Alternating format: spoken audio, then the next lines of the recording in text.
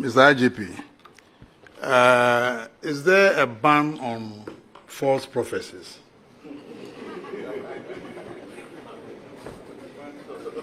Because, it's creating a lot of fear, and panic in the system. So I want to know whether there's a law or, whatever the police is doing to at least, minimize the prophecies, from... A lot of them are false, especially, Okay. Honorable Chair, it's a very difficult question for me. But as a Christian and somebody who also believes in prophecies, and by extension, I'm a prophet in my own right, because as a son of God, God will always have the opportunity to have engagement with you and tell you things in the future, if only you are ready to listen. But all the issues that we have been putting across as an institution is to prove to everybody that we are not against prophecies. We are talking about communication of such prophecies that will end up creating fear and panic in our society, which is unwarranted. Honorable Chair, it's a simple matter. And it's a very simple matter. And truly is a very simple matter. And what is it? Honorable Chair, before I became IGP, nobody prophesied about me. Now my IGP, everybody is prophesying about me. I have no problem with it because I'm a public figure. But why should it be such that you found something, God have revealed something to you and you want to share with me? You have to make it a showmanship and tell the whole country that I'm about to die, which of course I'm not afraid. Because the only thing I'm afraid of is death. Because if you don't want to die, you shouldn't allow yourself to be dead. So once I have been born, I'm going to die. So as for death, the only thing I can do is probably become a friend of it so that he can treat me with some leniency. But the point is that you go and make such an announcement across the whole world. And I have a wife. I have children. I have a parent who is alive. And I have family members. So every day, when I live in my house, and I always get up around 3 a.m., and today I slept up to 5 a.m., my wife will be thinking that I'm dead. And this is something she is going to live with for the rest of her life. And why is it that God himself decided not to tell us when we are going to die? It means a lot.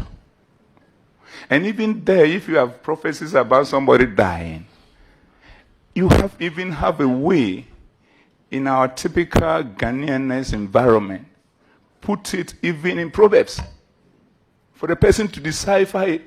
But I don't put fear and panic in the person's immediate family, in the person's extended family, in the whole country.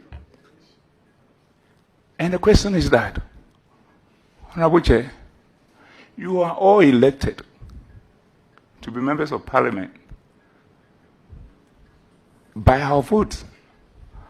And therefore, you have been empowered by the Constitution and other laws to make certain proclamations, which is acceptable.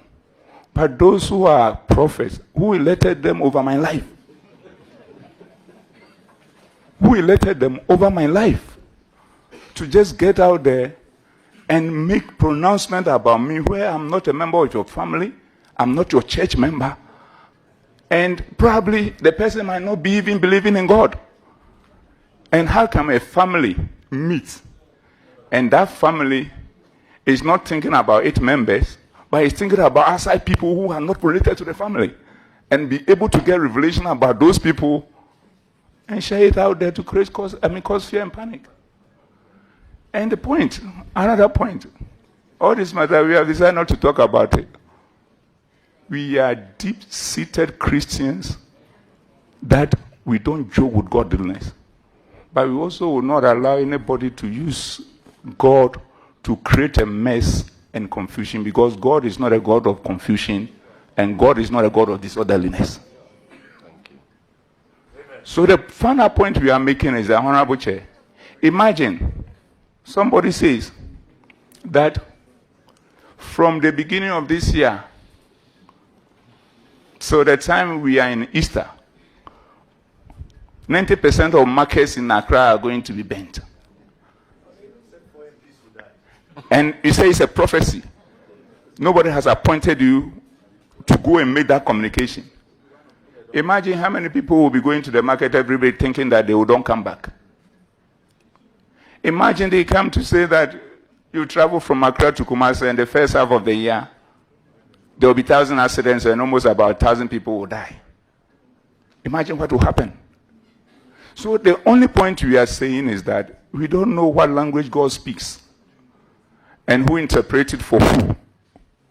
But the point is that if God speaks to you, and then you go out there, ask the same God to give you guidance as to how it should be communicated, that will not affect the life of individuals in a manner that will put them in fear, put their immediate family in fear, the extended family in fear, the country in fear.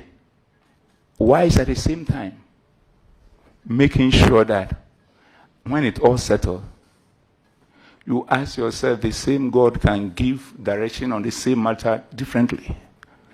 So all what we are saying is this: we are not against prophecies.